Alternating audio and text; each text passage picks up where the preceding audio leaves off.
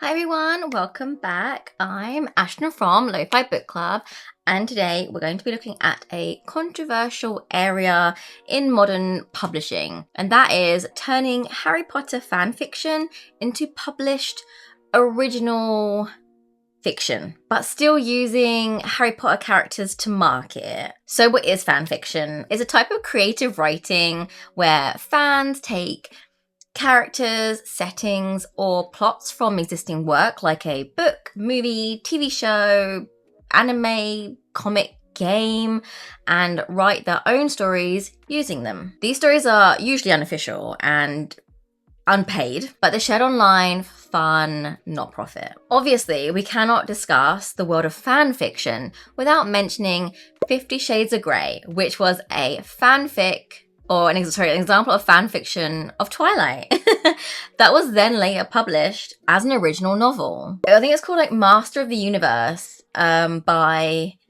Ice Queen Dragon? Snow Queen's Dragon. There's some interesting history for you. In recent years, however, we've seen lots of Harry Potter fan fiction, especially Drarry or like Dramoni stories. They get like repackaged and very recently sold as original fiction. Part of the discussion is that whether you've changed the names and location in your Harry Potter fanfic, this still keeps the bigger J.K. Rowling's IP in your mind, which can then lead to you financially supporting the original content. If you're not up to date, J.K. Rowling has repeatedly made statements about transgender people. Since 2019, Rowling has posted numerous tweets and essays that dismiss the validity of trans identities, especially trans women, frames transgender inclusion as a threat to cisgendered women's rights and safety, and more recently supports groups that are trans exclusionary radical feminists, aka TERFs. Sorry, I'm not smiling or laughing because it's funny. It fucking isn't. It's so ridiculous that I can't help but just be completely fucking baffled by it, honestly. Her harmful views are the reason many fans and readers are stepping away from the fandom in recent years. So it is surprising that publishing houses are using this type of marketing in preparation for the release of these new fanfic novels. The 3 books that are coming out, I don't know if they actually are out because it's not of interest to me. The 3 books that are coming out that were originally Harry Potter fan fiction are Rose in Chains by Julie Soto, The Irresistible Urge to Fall in Love or Fall for Your Enemy by Bridget Knightley, and Alchemized by Senli Yu. And this video from Biden Martin does a great job of explaining this further. All I want us to do is be able to admit out loud, just as a book community, that Alchemized, The Irresistible Urge to Fall for Your Enemy, and Rose in Chains are Harry Potter fan fiction. Could we just start there? Because for the better part of the last year, these have been marketed as Harry Potter fan fiction by the publishers through Edelweiss Marketing, by the authors themselves through their Hermione Summer social media posts, and every other book blogger and reader out there who has directly tied these two together. They are Harry Potter fan fiction when you want the massive built-in audience that comes with Harry Potter. But suddenly, when they're criticized either for platforming a transphobe's IP or intellectual property, or they're criticized for the muddying of the legal waters of copyright that this hastily serial number scrubbed off fanfic to trad pipeline is doing, suddenly when they're criticized, they're no longer fanfiction. They're completely original works. Can we stop lying?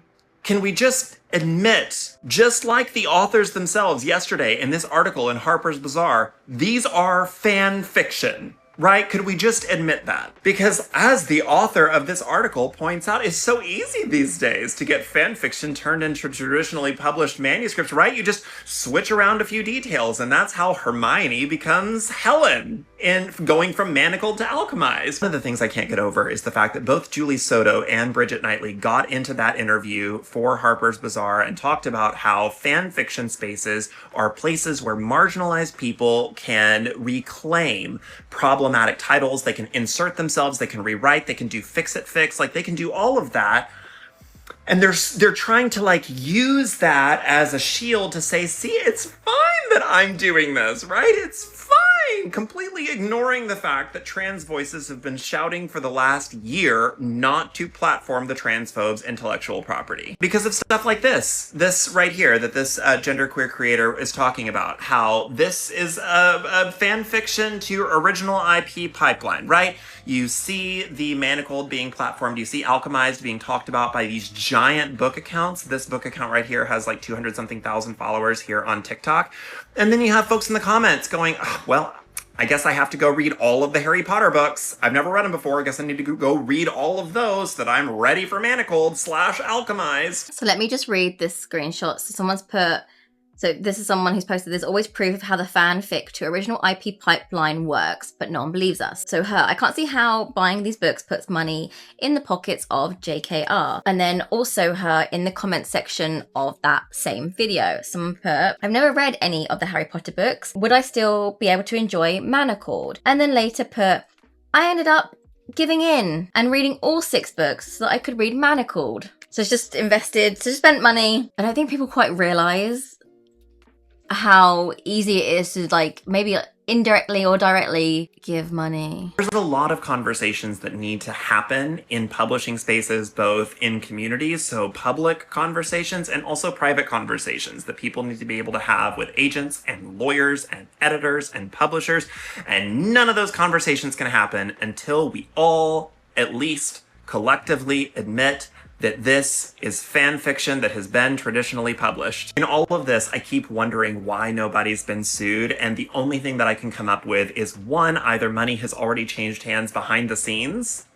So somebody gave Scholastic some money, or somebody gave J.K. Rowling herself some money to say, hey, we'd like to do this. Is that okay? Could we sign an agreement with you to license these characters or something like that? Like either money has already changed hands, in which case buying all of these books platforms for her IP, or everybody involved, Warner Brothers, Scholastic, J.K. Rowling, said, you know what, I'm not going to sue because this looks like free advertising. They've got a brand new splashy Wizarding World drama series coming out next year that's getting a lot of heat from the trans and queer community and our allies and other folks out there that are just thinking maybe this IP needs to die, right? And maybe they're thinking, hey, if a lot of people start clamoring for a white-haired, morally gray Slytherin falling for the frizzy-haired nerd wizard girl from Gryffindor, and we get that ball rolling now, then by the time the TV show comes out next year, there's going to be an even hungrier audience for that content. It's good business. It's free publicity.